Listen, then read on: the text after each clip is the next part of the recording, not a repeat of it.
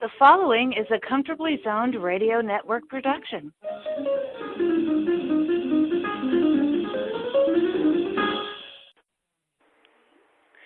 Thank you, Tally Olson. We are back talking New York City sports in the zone. I've got the Mavens with me, Robert Cole and Marty Rose. Robert, how are you?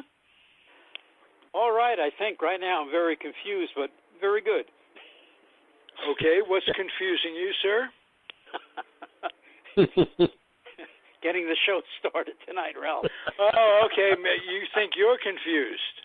Okay. But we did get it started. Marty Rose is with us as well. You're not as confused because you know Ralph Tyko and how long it takes to do stuff. Yes. But we got... But once we get it rolling, we get it rolling. You guys are going to talk about little college basketball and what's going on in the New York City sports scene on today's episode. So have at it, gentlemen. All right. Okay, well, I think since we are the Mets Mavens, I think we should start talking a little bit about the Mets first, and hasn't been too much news lately, but they did sign a bench coach, former Yankee, former San Francisco Giant bench coach, and that's Hensley Mullins. Hensley Mullins is a terrific guy and a terrific candidate to be a manager somewhere. He almost got the job in San Francisco. I don't know what the hell they were thinking when they went to Kapler. He's got all kinds of problems with women and the women press. He's a long shot to making it. Hensley Mullins would have been a great choice. Speaks a whole bunch of different languages and can communicate very, very well in all of them. We're lucky to have him as a bench coach. And you know what? I agree. And like you guys were, or you were mentioning last week, Ralph, that you thought maybe that Beltran would wind up getting suspended. And I still think that. Yeah, and I'm wondering whether this signing of Mullins had something to do with that. You know, whether Brody has some advanced knowledge that he's going to lose Beltran for a period of time, and Mullins would be able to step right in and take that over. So I wonder if that has some bearing in this signing. Well, it's like we talk about having depth at player positions and pitching staff and what have you. This is depth in management, and I like it. So thanks for reminding me of that, Mert. Yeah, well, that was the big story out of Metsville lately. It's been very, very quiet. I mean, outside of the Braves just signing Travis d'Arnaud, which, good for them, but I'm sure he'll be, hurt before May. Robert Cole,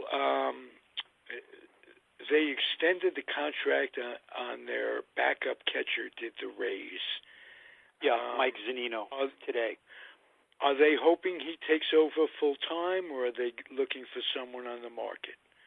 Okay, they actually have a young catcher who they got 2 years ago, Michael Perez, and he was terrific the second half of the season when they got him in the trade. And then he got injured early last year. Zunino got injured, Michael got injured, and then they had to go out and get d'Arnaud. And these guys getting injured was the only reason why they got d'Arnaud, because they had no catching at all. Two of their guys and in the Travis also got d'Arnaud not being injured, he turned into quite a all-around catcher. Earned himself a big contract with the Braves. Yep. And surprised you and I and Mert because he stayed healthy. And I don't know what it is. The other thing, too, like Marty said, he expects him to get hurt by May. If he catches every day, I think that might happen. He only played 100 games last year. Got the late start, only played a couple of games with the Mets, one game with the Dodgers, went over to the Rays, was catching a couple of days a week. Towards the end of the year, he was playing every day, but they did not overuse him. So, if the Braves are going to try to use him every day, as the Mets try to, he very well may get injured again. Right, well, the other guy retired, right? Having put the Bucks into him, they're expecting every day. That's what. Yeah, probably so. Yeah, as Marty was saying, McCann retired, and I think it's him and that guy Tyler Flowers. I think is the other catcher for the Braves, the guy that they got from the White Sox before last year. So right, we'll see what happens with that. Yep. Now with the Mets, who's going to be the catchers there? Wilson Ramos most likely, but Nito didn't do hardly anything with the bat last year. And on those days that you have to rest Ramos, and you're going to have to do that, you really need a little more punch than Nito gives them. Are there any free agent catchers out there? There's a bunch of them that are out there. Nobody to get excited about, but maybe as a backup. They're paying Ramos $10 million a year. They're not going to be spending any money on another catcher, especially when they think they have a guy in their own system that could be ready maybe in a couple of years. It's Ali Sanchez. Yeah. So I don't know. It's been I don't think they're going to sign any free agents. And one of the reasons was, I might have mentioned this before, but did you guys see how many players on the Mets are arbitration eligible this year? Yeah. And a lot of big names, including 3 of the starting pitchers, and Conforto, and Lugo, and and more guys. So that's going to cost them big bucks. You downplay it a little bit. Yeah, it's arbitration and not free agents, but these guys get nice bumps in that arbitration. And, yeah. So I don't think they're going to have any extra dough to throw around. And, supposedly, in their budgeting, they budgeted $17 million for Wheeler in case he accepted. So they now have that $17 million. I really don't think they're going to go hard after Wheeler. I think Wheeler's going to be getting, much more than that. So they will have that. One thing they'll have to use that. They got to pay Cespedes if he's healthy, though, instead of the insurance company. So that's right. Yeah. Yes. And thank God for that. Could you imagine having had to pay him for 2 or 3 years that this has been going on? Yeah.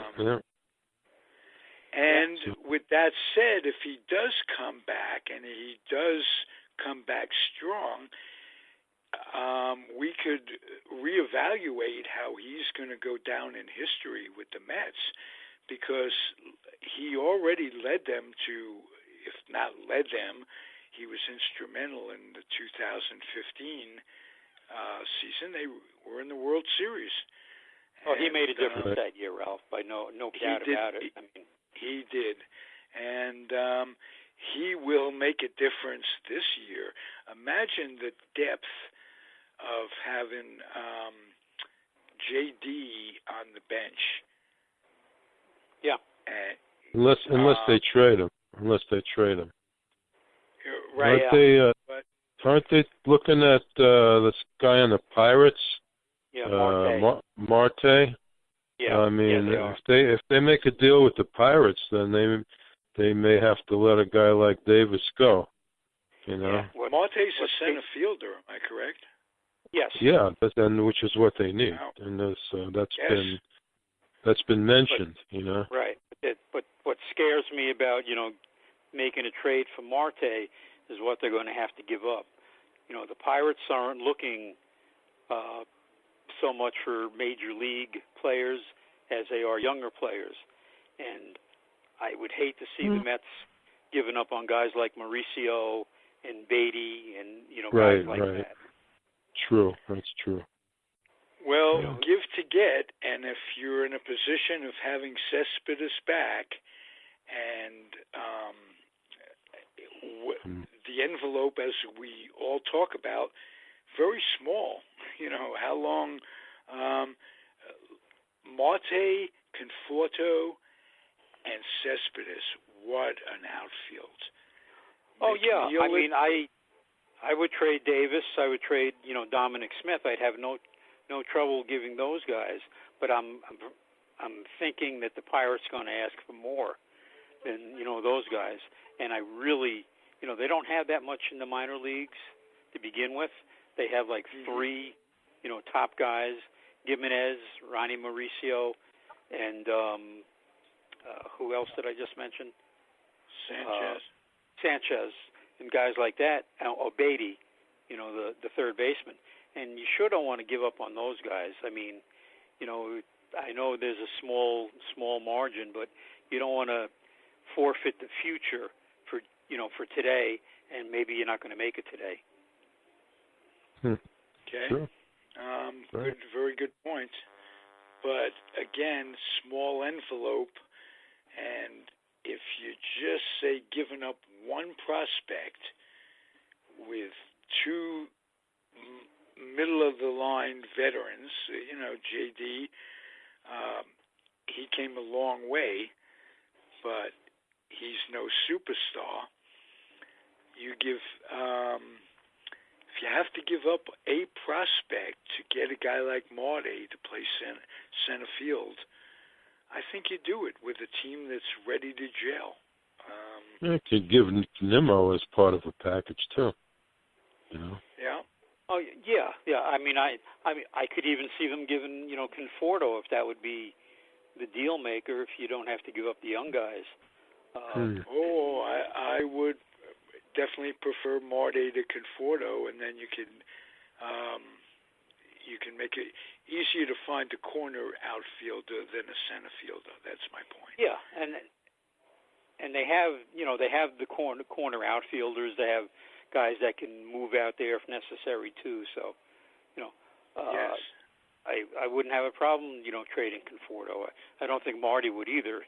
Marty's never been big on Conforto anyway. No. I just flashed. Speaking of the versatility to go out there, was McNeil. I just flashed on the last day of the season. Didn't he get hit in the wrist or in the hand? McNeil?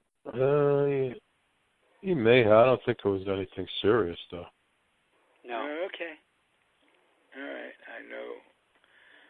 It's stuck in the back of my head. He's a valuable. Yeah, I think you're right. It was like the next to last game or something like that. Something like that. Yeah. So, nothing has been talked about it at all, so I don't imagine it was too serious. Yeah, I wouldn't like to see him arrive in spring training with a cast. No. We'll leave that to Cespedes. Yeah. Yes. He's got the market. He's worn more casts in the last 2 years than both heels and an ankle broken. Yep. Not good. Yeah. But we saw video of him that was quickly taken down by the Mets, if I'm not mistaken, of him taking batting practice. And maybe the Mets didn't want the insurance company to see that. Ooh. Well, somebody said it wasn't the Mets that took it down because they left it up on the SNY site, which they own. So, maybe Cespedes wanted it taken down or something. No. Maybe. Yeah, That's what they were saying. Yeah. But in any case, yeah, that too, right? What about, has anything been mentioned about moving Lugo into the rotation? I haven't heard much talk about anything. It's been really, really quiet. Every once in a while you see a little blurb from Brody, when they ask him, is he going to go out and get a fifth starting pitcher? And he says he's keeping his eyes open, but they may do it internally. And he mentioned Gazelman and he mentioned Lugo. Oh, jeez. Good. I hate it when Lugo is between days in the bullpen when he can pitch. I think that's ridiculous to have a guy that can't come back. Have him down there. You got to try something else. And I think it's a good bet. The Braves are going out and revamping their bullpen.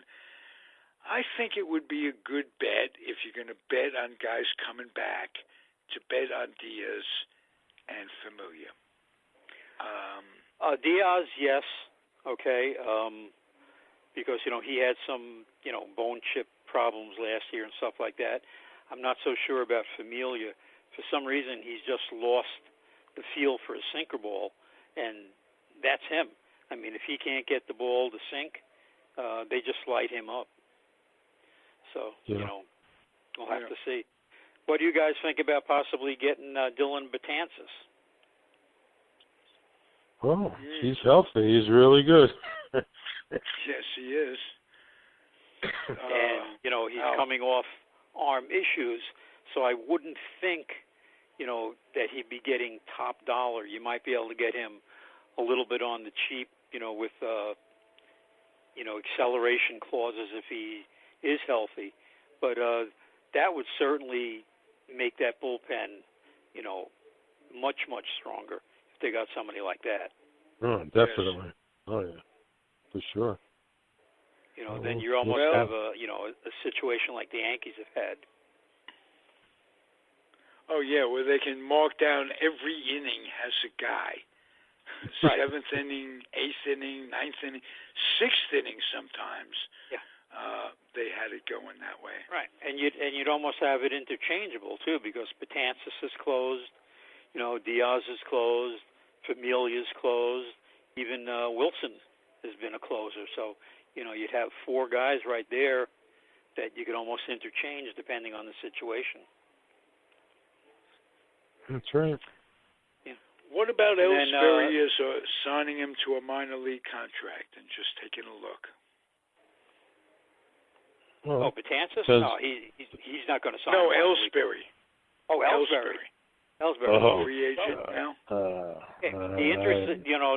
interesting thing with him now is the Yankees are not paying him. They're refusing to pay him his last year, claiming that he didn't get proper medical advice and they didn't okay the doctor that he'd been going to.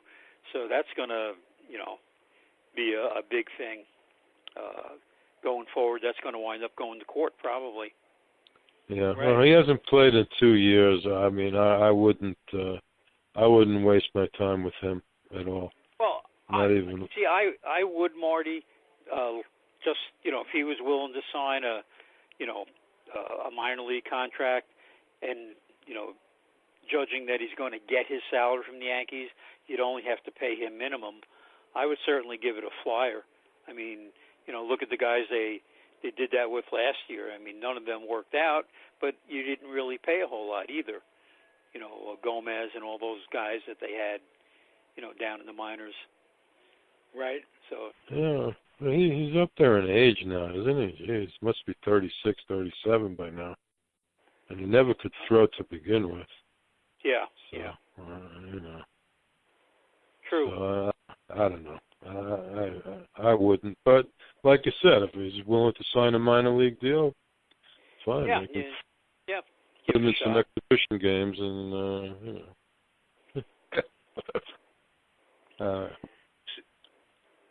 see what happens. Yep. You guys have been following basketball this week. Oh, Marty and I have been following St. John's the last couple of years, talking. The Big East is a nice league, and they're very good games to watch, and they're all on Fox. Fox has the Big East, so they're on either Fox Sports 1 or Fox Sports 2 most of the games. Right. They lost their big, St. John's lost their big scorer, Pons, last year, who was a junior and decided to enter the draft. So I think he's sitting on somebody's bench. I don't even know who. But they got a couple of good. They got three decent players, and they have some big body bangers. They're doing better on rebounds this year than they did last year by a long shot. Yeah. But their foul shooting and their three-point shooting has been horrendous so far this year, and they're not picked to be even in the hunt in the league this year. And next year that league is getting UConn back, so they'll have 20 league games next year instead of 18. And the usual guys are going to be tough. Villanova is always tough. Xavier is always tough. Creighton, Georgetown. So Seton Hall is very good. But they seem to, so far this year, they've been able to beat the nobody schools, and the two decent teams that they've played, they've lost to, and they've got, I think, West Virginia coming up in the next 4 games. 3 out of the next 4 games are cupcakes, except for West Virginia. So, but you don't get anywhere beating cupcakes, and they're just. Although I could see they're playing differently. They got, they're bringing in more guys. Next year, I heard that they have a very good recruiting class coming in. Maybe due to the new coach, who has never had a losing season in his career. Right. And really? He's done very well in the past, mostly in the South. So with Arkansas and a few other schools that he was with. So right. What was with Mullins? Was he just not a good recruiter? Was he not a good tactical coach? Yeah, I don't think he's a very good tactical coach. Especially, they never got an offensive rebound. I think he was always telling them to get back on defense after they shot. And they never, ever get an offensive rebound. Right. I mean, I couldn't understand that. I mean, it was terrible. And, I guess, the name, I guess they expected the name to do something as far as bringing recruits in. But, and you never seem to relate, you never seem to relate to the players as well. Before it was announced that he wasn't going to come back, like 3 or 4 of them were going to jump ship, if you remember. And then they were all going to transfer. And then after he left, the new coach came in. 3 of them decided to stay. So. Yeah, because he's a good. He's got a good record, and I'm sure he spoke to them, and they bought into whatever he was saying. Yeah. I think it's universal in all sports that superstar athletes generally don't make good coaches and managers. They just maybe so. Different mindset, different set of expectations. Can't identify with just a mortal athlete. I heard an interview with Patrick Ewing this week, and they asked him how come you never got an opportunity? Is there big man bias? He says he thought, yes, there's big man bias. People think the big guys are dumb and only the guards are smart. He was saying this. And then he said, and they asked him, like, the parents that you talk to, that they know who you are. He said, oh, some of them, he says, 4 or 5 of them just loved me, and they were telling me how much they loved seeing me play, and none of their kids signed. He got none of them. He was very good, I have to say. That was a very nice interview.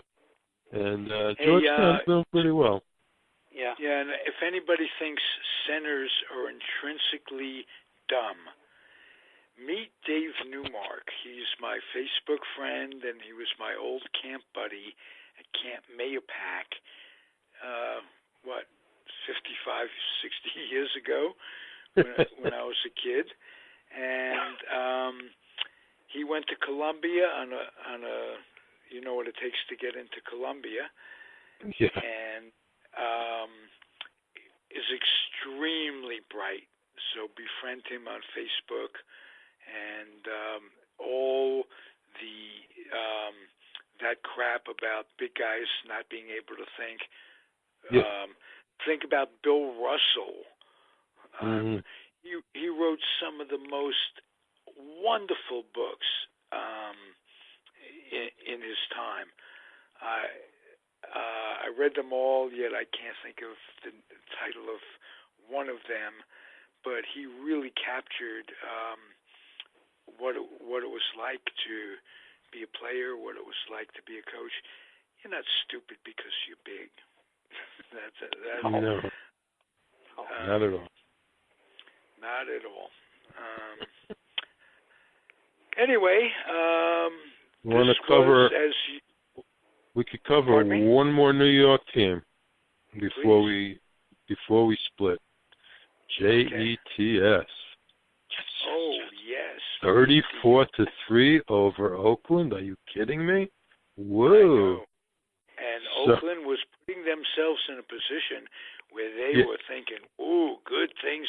If we, do this, that, and the other thing." This was not, as you say, Marty, a cupcake by any stretch. No. They heard a good part of that on the radio. They were never in peril. I mean, all the way through. Can't say it was a laugher. But it was 3-0 Oakland, and it was 3-0 Oakland right in the beginning, and then they didn't score another point the rest of the game. It's 34-3. I mean, wow. See, the thing I want to see from them now is next week, because we've seen it with the Jets before. They'll win a game that they're not supposed to win, and then the next week they get destroyed. They beat the Cowboys. Right. And they went, losing like 2 or 3 in a row. So let's see what they do. Playing Cincinnati with no wins, right? Yeah. But they're putting Dalton back in at quarterback this week, so that could help them. But if the Jets play out like they played last week or anything close, I was looking at the schedule. They could possibly be 7-9. At best, if they beat Miami the next time, and Cincinnati. Obviously they're not going to beat the Ravens, and there's a couple other games that they got no chance basically. But I think back to what was expected of them by you in particular. In the beginning of the season. I mean, how bad did they couldn't look any worse than they did in those first few games, but they were playing good teams. Every week they're playing a contender every week in the beginning. But I think we've seen Darnold, I think, make some progress, and he really looked very good this past week. So there's hope, not for this year, but there's hope for the future. You know, a couple of more key players, and they did give Bell the ball a lot more. You know, instead of just running, they were throwing Bell like the short passes, and he was, you know, gaining extra ground that way, which people have been saying that they needed to do. So I guess Gase finally listened to them, and it worked out well. So.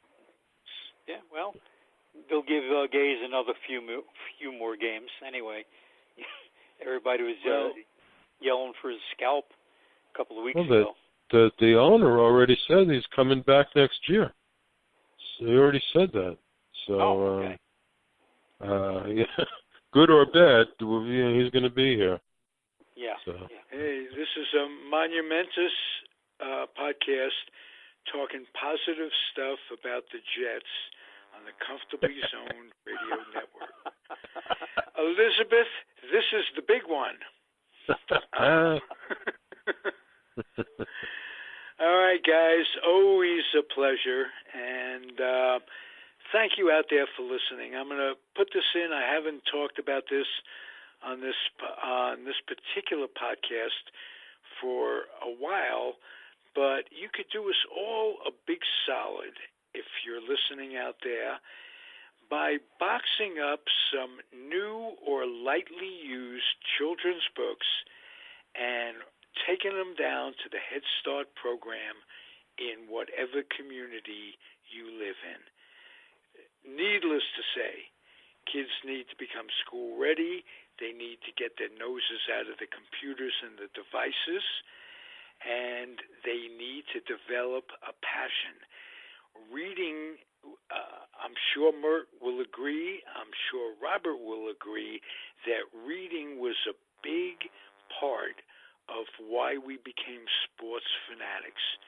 We read magazines, we read books about our chosen passion, and we developed it. And if you go through life without a passion, you're disabled, the way I look at it. And also, the kids that need the books the most happen to be in the Head Start program.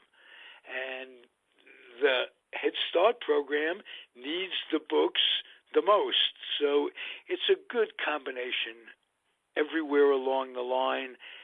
Box them up, have a neighborhood drive, do what it takes, but enrich the community.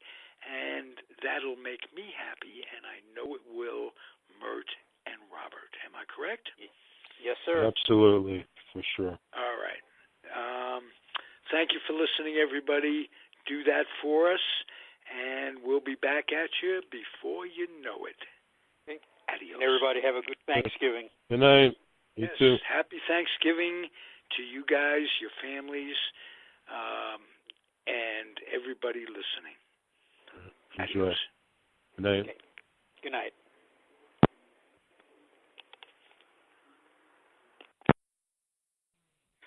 The proceeding has been a Comfortably Zoned network production. You are advised to keep your dreams wet, your humor dry, your children and grandchildren out of military recruiting offices and off the laps of clerics who wear dresses. Thank you for listening, everyone. Happy trails.